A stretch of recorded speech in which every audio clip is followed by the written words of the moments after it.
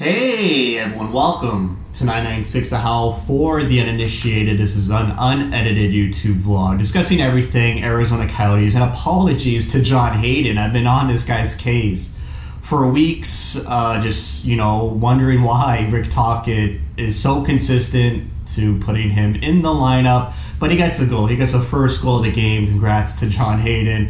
Very funny when I saw him put the puck in the net. Great play by Lane Peterson and Derek Brassard to find John Hayden in front of the net. Brassard, that was his 500th point of his career, so congratulations to him.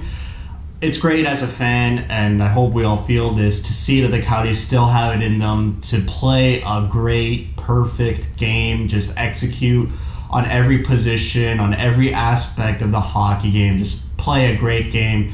And especially in this stretch with about 8 games left in this season, it's good that they get the confidence that they know they can play really good hockey and try and carry that forward into the future and to the next couple games. Huge 2 games against San Jose Monday and Wednesday night. But let's keep on this Kings game. It's always great to shut out the Kings. It's always great to dominate Los Angeles, and especially on the road. And the Kings, they're fighting for a playoff spot too. They're not totally out of it. They got games in hand against the Coyotes. I believe they have 3 games in hand, and they're 7 points back. So if they win those 3 games outright, they're only 1 point back. And this was like a huge game for the Kings. They could, climb back into the standings.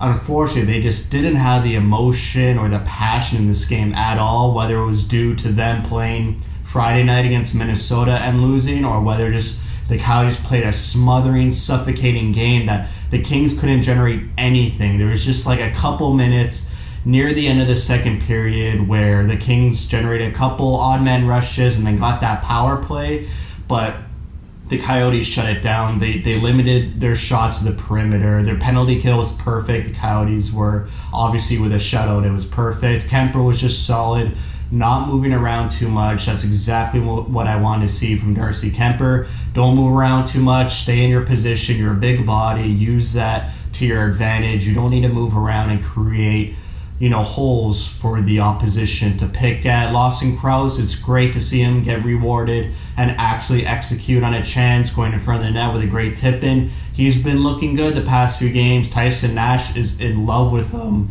always pumping his tires lately. He had a couple chances against Minnesota, but just could not finish.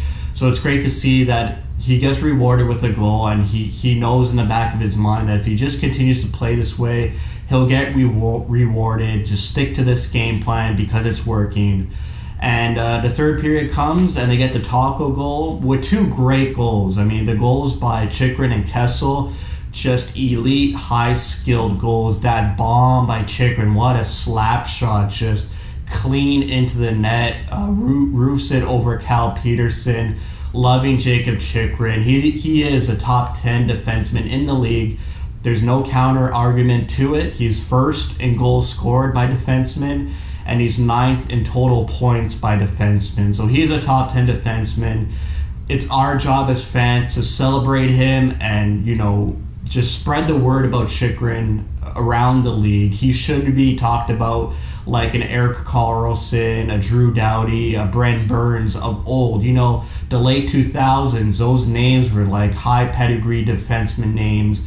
They were really sought after. They were always in the conversation for Norris. And Jacob Chychrun, he just turned 23 years old. He's still very young.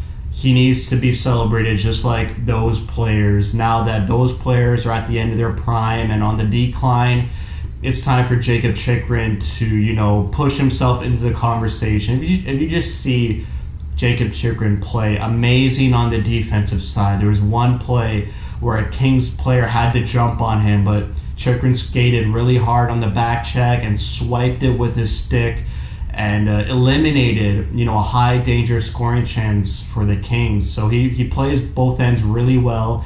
He's got a great teammate in Alex Goligoski, who got 2 assists last night. Obviously, it's going to be really tough to see Goligoski go if he leaves in free agency. But, just the part of me, the bias of me, just hopes Goligoski just signs a cheap contract. He plays so well with Chychrun. He should feel really proud, Goligoski, being Chychrun's mentor and being his line mate for like 3+ seasons now on the Coyotes. He should feel good about that, and he should feel that he belongs in Arizona, and he should stay there just to see the growth and the path to superstardom in Jacob Chikrin. If I was Goligoski, I would like to stay on the team, and I would take a cheaper contract. Obviously, he's not worth about $5.5 million anymore, so it'd be great just to take a cheaper contract and to continue to see the rise, of your pupil to the rise of the top of the NHL, elite class of defensemen. Phil Kessel, what a goal. That's probably one of the few Phil Kessel goals, we've seen as a Coyotes fans. Just a ripper off the rush, along the boards, straight line down the boards, a snapper, bar down, just roofs it. You don't see that often. Most of Phil Kessel's goals this season were just in front of the net, banging around, shots on the ice, not really roofing it as much. He's got 16 goals. He leads the Coyotes. He leads the NHL in third period goals, which is crazy, but it's really great to see. This is the Kessel we all hope to get. And we had doubts that Kessel didn't have it in him after his first season as a Coyote, but hopefully next season he just continues producing this way. He doesn't need to do much more. This is just perfect. This is what we ask from him. Secondary scoring on that second line.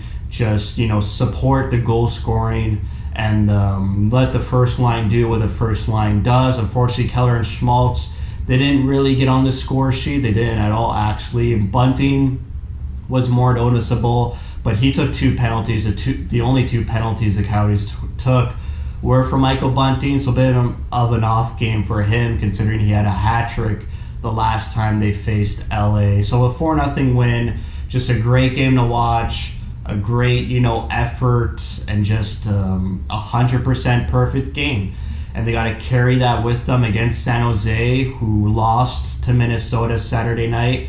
So if the Coyotes could win both of those against the Sharks, that eliminates the Sharks from playoff contention. And it should just be the Coyotes and the Blues from now on. The Blues still have 3 games in hand. They're 1 point back of the Coyotes for that final playoff spot. 1, 2, and 3 in the division have clinched playoff spots. The only teams to clinch a playoff spot in the whole NHL. So that's pretty crazy that the first 3 teams to clinch were from the West Division. That goes to show the bottom of that division is very weak and easy points for those top 3 teams. The Blues have the Avalanche Monday. They beat them Saturday afternoon. Teams like Vegas, Colorado, Tampa, who else? Maybe Washington. They don't like to lose, and they rarely lose back-to-back games. So expect the Avalanche to come out hard and win that game Monday night. I said last video, Dubnyk's going to be in net for a bulk of the games because Philip Grubauer is in COVID protocol. So, the Blues goals, they got lucky. They scored 3 straight after being down 2-0 due to the Avalanche having Devin Dubnyk in net, who's not really a strong goalie compared to Philip Grubauer. So hopefully Dubnyk has a great bounce-back game Monday, just as a Coyotes fan and from a Coyotes perspective. You want Dubnyk to have a good bounce back. I expect the Avalanche to win Monday because, like I said, they rarely lose back-to-back games and they do not like losing. This is a year where they want to go really far in the playoffs and they want to make a statement to teams like the Blues who they might face in the first round that, we're not going to lose to you. We're not going to lose a bunch of games in a row at the end of the season going into the playoffs. They're going to rectify their issues and go right back at it hard and play way better hockey Monday. The Coyotes have their own problems. Monday, they got to beat the Sharks. Sharks could be dangerous. They got Evander Kane, Logan Couture. You never know. Antti Ranta's on injured reserve, so it's likely it's just Kemper all the way. He'll most likely play every game, except if it's a back-to-back, maybe Aiden Hill will get a start here and there, but hopefully Kemper, that was a great performance by him Saturday night.